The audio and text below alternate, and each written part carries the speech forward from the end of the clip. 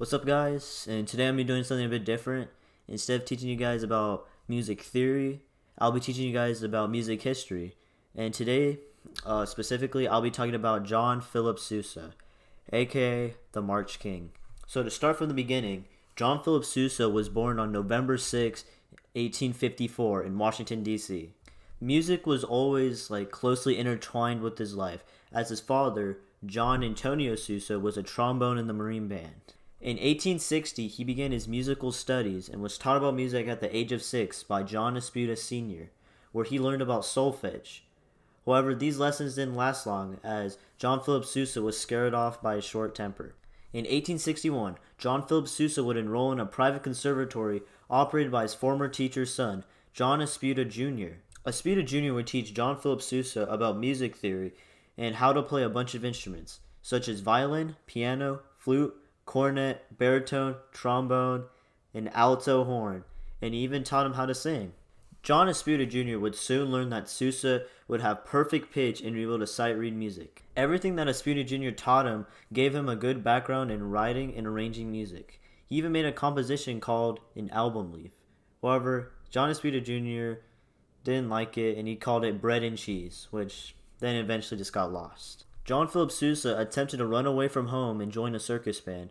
So as a result, in 1867, his dad enrolled him in the Marines.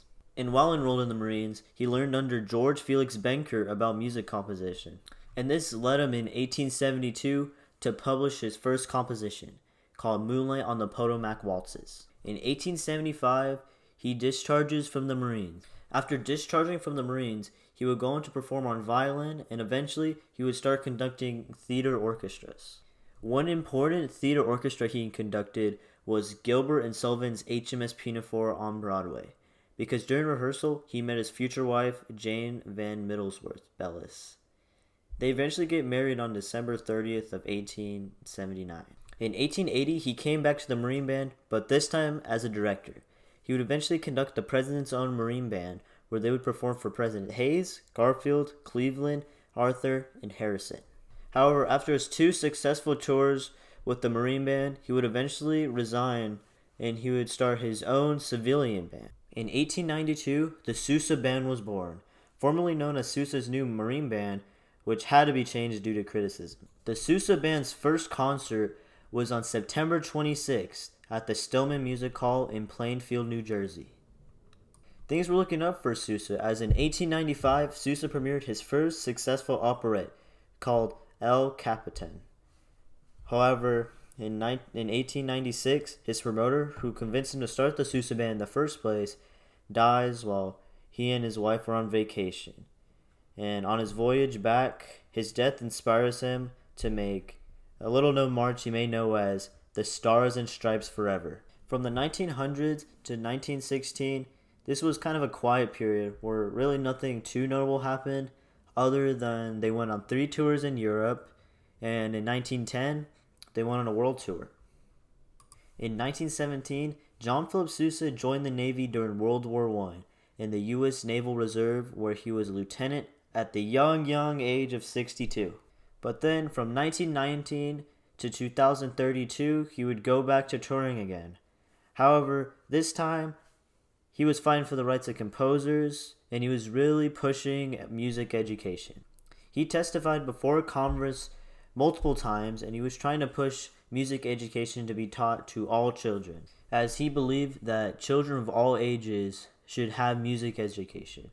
However, unfortunately, on March 6 of 1932, after conducting a rehearsal with the Ringgold Band in Reading, Pennsylvania, he conducted his last piece, as he died.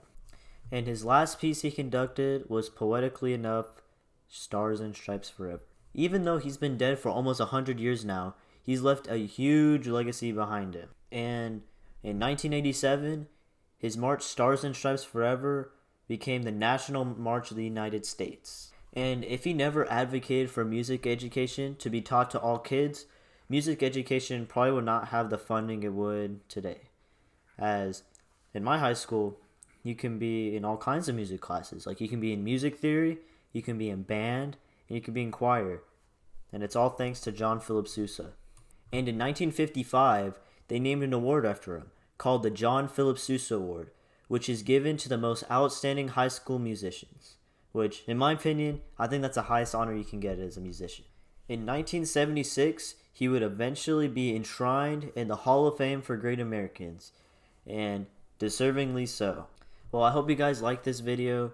I wanted to try something a bit different because I didn't know what to make my next lesson on, so I just wanted an extra week to do that while still dropping a video. So yeah, and if you want me to continue doing music history lessons, then just drop a comment and suggest someone else, like Mozart. I can even do like more modern, like I could like do Drake, Kendrick, whoever. So yeah, so with that, stay awesome and stay skibbity.